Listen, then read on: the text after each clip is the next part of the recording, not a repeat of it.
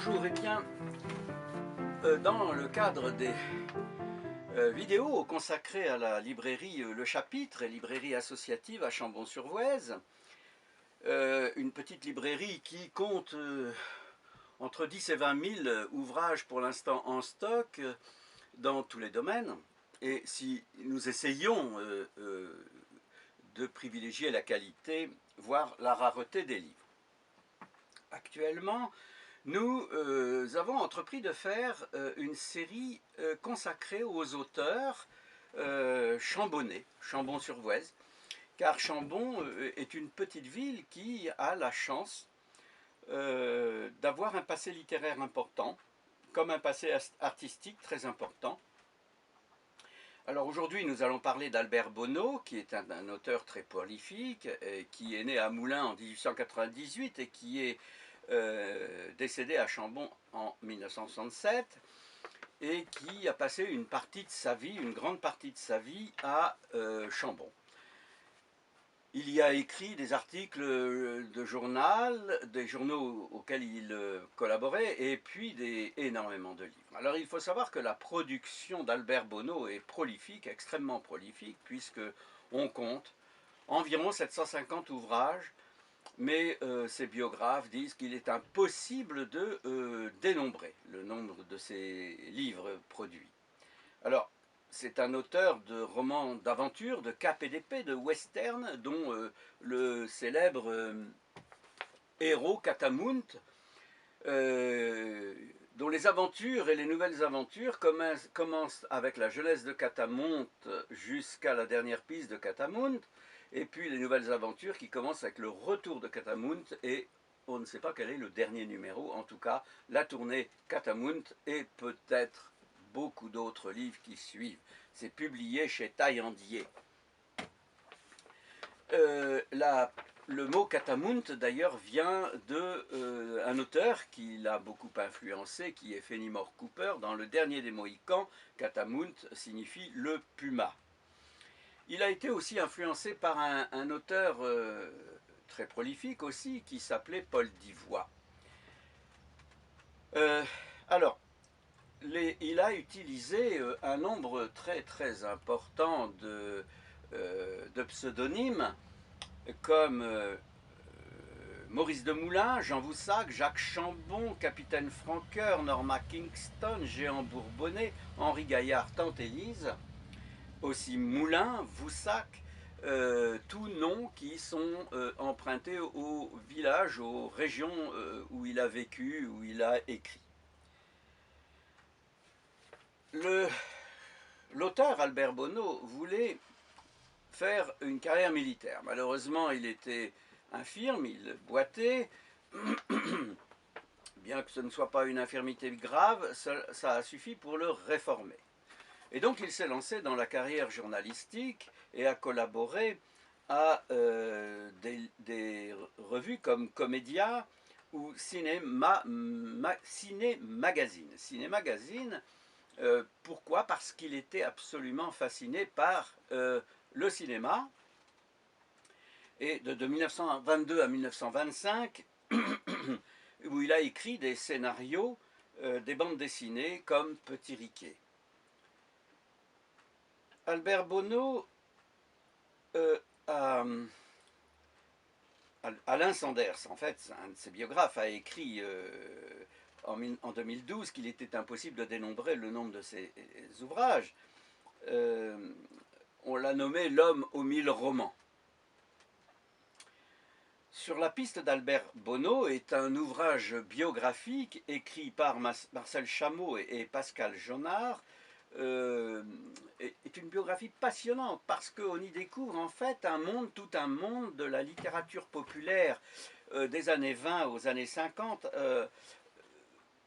vraiment de qualité, des aventures qui passionnaient les jeunes à l'époque, les gens, et qui a en fait prolongé en quelque sorte le type d'écriture de la fin du 19e siècle, Balzac, mais beaucoup plus tard donc Paul d'Ivoire, et c'est une littérature qui, tout en étant populaire, est de qualité. Et ça, c'est important de le dire. Alors, juste une note, oui, oui, le catamunt signifie puma ou chat sauvage, et c'est emprunté au dernier des Mohicans de Fenimore Cooper, je crois l'avoir dit. Alors, les séries autres que catamunt, produites par Albert Bonneau, c'est Nicolas la Tempête, Frères de la Côte, Les Condors de l'Équateur, Les Samouraïs du Soleil pourpre en 6 volumes, Bastien le Chevrier, La merveilleuse tournée, Le jugement de la tigresse, La nuit des 9 errants, Un drame en plein ciel, etc. Ensuite, sous le pseudonyme Maurice de Moulin, il a écrit Le diable de Malicolo, La tribu du lac d'Azur, La dot de Jantine, SOS Grand Nord, La captive de Sonorabile, etc. Sous le pseudonyme de Jean Voussac Tantinette, Le maître du Rézou, Le voleur d'enfants. Sous le pseudonyme de Jacques Chambon, L'énigme de Samarcande. Sous celui de Lucien Farnay, Les perceurs de murailles, etc. Il y a quand même quelques ouvrages réédités depuis. C'est donc si c'est réédité que ça présente un intérêt important, et ce depuis 2010. Le Capitaine Provence, Les orphelins de la prairie, Meurtre au cirque, Ragnar le Viking, Le favori de la Begum, L'espionne du Sud, Vie et aventure de Buffalo Bill. Et les éditions récentes sont révisées par Odile Bonneau, sa fille, une langue très influencée par le style balsacien, mais modernisé. C'est-à-dire que beaucoup de retouches, mais limitées tout de même, concernant la longueur des phrases, qu'elle tend, elle, Odile Bonneau, à raccourcir. L'utilisation de l'imparfait du subjonctif dont elle limite l'emploi et la suppression de certaines répétitions. Bien sûr que cette langue, pour les besoins d'une réédition après 2010, sont nécessaires. En bande dessinée, il y a eu aussi des adaptations donc, assez importantes en 2015 par Benjamin Blasco Martinez, dans des albums parus aux éditions Physalis, Le Train des Maudits, et aux éditions Petit à Petit, en 2017, 3 tomes disponibles, le 4e en cours. Roger Méliès a publié dans le magazine Hurrah, en 1953, les rééditions de Albert Bonneau. Alors pourquoi des rééditions de bande dessinée? C'est que, comme je l'ai dit, l'intérêt semble important. Alors, des récits d'aventure, des récits plus ou moins policiers, des récits qui nous font rêver, et ça c'est le plus important, n'est-ce pas? Alors, l'œuvre de Albert Bonneau se classe dans plusieurs collections. Je l'ai dit, hein, les Catamunt, les aventures et les nouvelles aventures, les aventures du Far West, les grandes aventures du voyage excentrique, là on se rapproche de Paul Divoye, les romans héroïques, les romans de cap et d'épée, les voyages et aventures. Et nous allons retrouver un esprit qui est celui de Zévaco, ou bien